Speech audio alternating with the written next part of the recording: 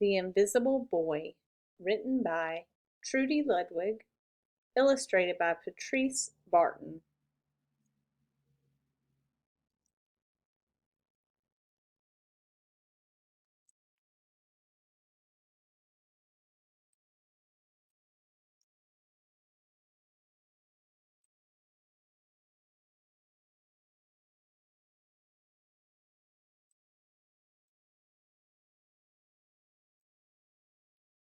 Can you see Brian, the invisible boy? Even Miss Carlotti had trouble noticing him in her classroom. She's too busy dealing with Nathan and Sophie. Nathan has problems with what Miss Carlotti calls volume control. He uses his outside voice inside too much. Sophie whines and complains when she doesn't get her way.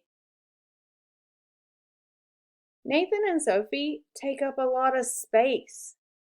Brian doesn't.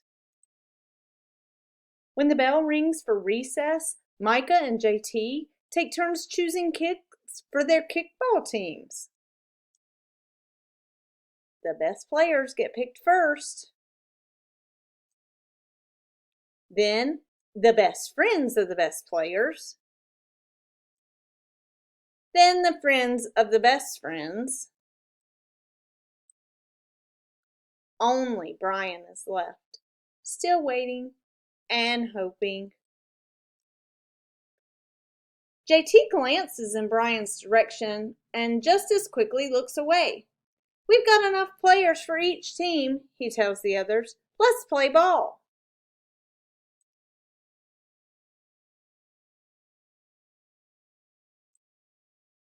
In the cafeteria, Madison and her friends talk about her birthday party.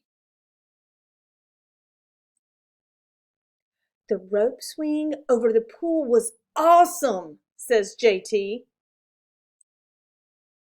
"Yeah, so was the water slide," adds Fiona.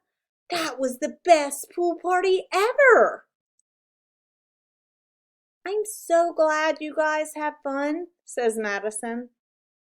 Everybody did except Brian. He wasn't invited. At choosing time, while the other kids play board games and read, Brian sits at his table doing what he loves to do best. He draws fire-breathing dragons scaling tall buildings. Space aliens locked in intergalactic battles. Greedy pirates digging for treasure. Arrgh! And superheroes with the power to make friends wherever they go.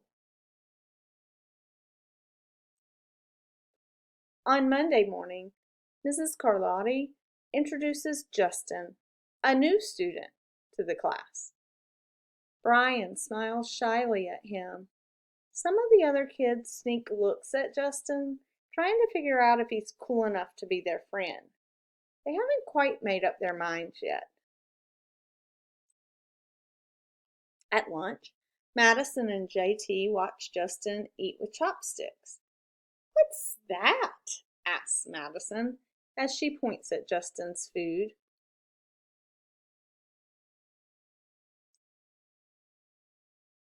And the kids laugh.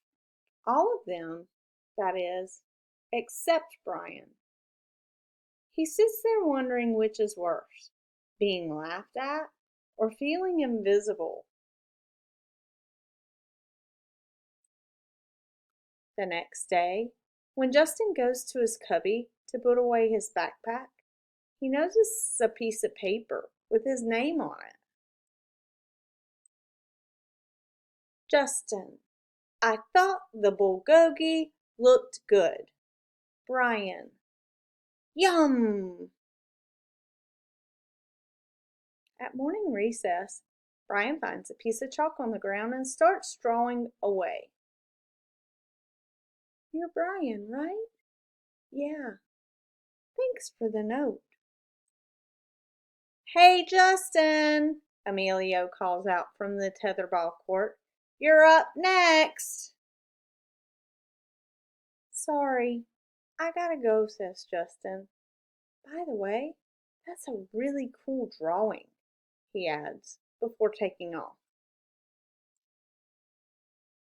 Back in class, Mrs. Carlotti asks the kids to team up in twos or threes for a special project. The kids scurry around the room to pair off. Brian heads towards Justin. I'm already with Justin, says Emilio. Find someone else. Brian looks at the floor, wishing he could draw a hole right there to swallow him up. Mrs. Carlotti said we can have up to 3 people in our group. We're only 2. Come on, Emilio. Let him work with us. Okay, I guess. Mrs. Carlotti gives the class directions for the project. Your assignment is to work together to write a story about what you see in that photograph. Whoa, cool, says Emilio. What kind of people do you think would live in houses like that? I don't know, but I bet Brian could draw them to go with our story, says Justin. Brian smiles as he takes out his lucky pen.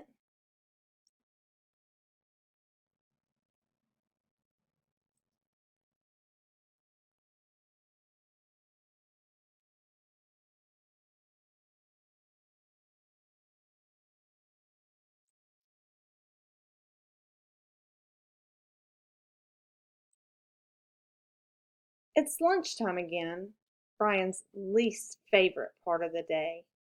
Another 20 long minutes of kids talking and laughing with everyone else but him.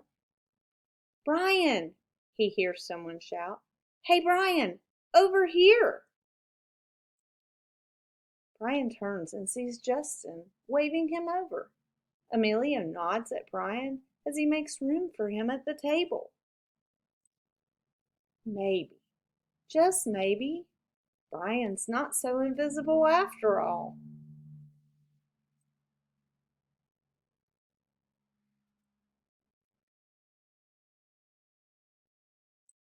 The end.